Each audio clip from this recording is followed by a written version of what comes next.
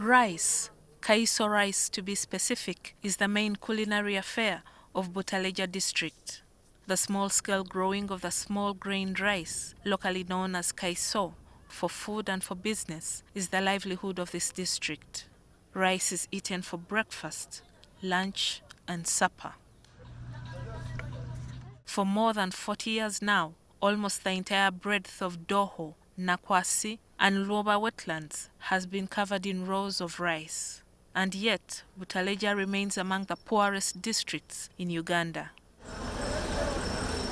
A kilogram of Kaiso rice at farm gate price costs 1,800 shillings.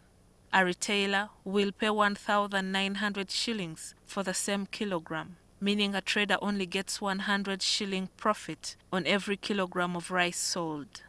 Kenyan traders, however, buy rice husks at 3,000 shillings per sack, refine them, and then resell them in the district at 6,000 shillings per kilogram. The low prices are due to the poor value addition. Ekireeta omuceere okubeera wansi ffe twefaako ng'abantu abakulembeze betusindikayo tebatuyamba. Bakyetaaga omukulembeze n'abayamba ne muguleedinga omuceere ogwo n'abanoonyeza akatale. Omuceere tugutundira wano, omuntu ava Buganda n'ajja n'atuseerera wano.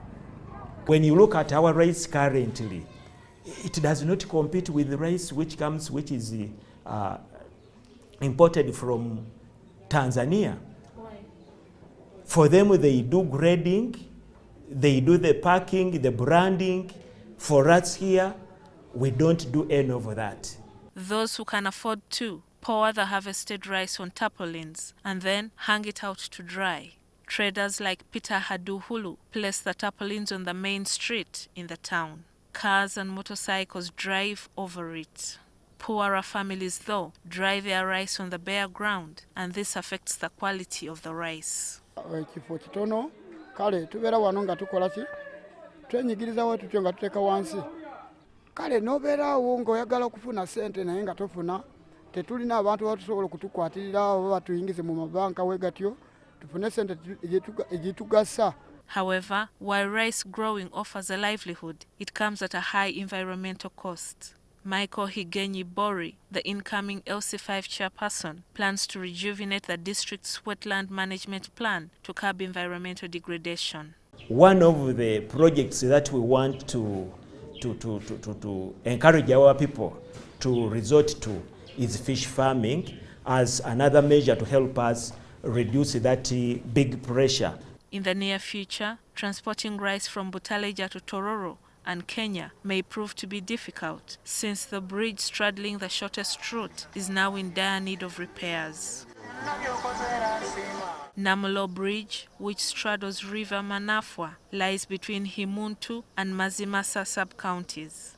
Constructed in the early 2000s using metal and timber, Namulo was intended to be a footbridge.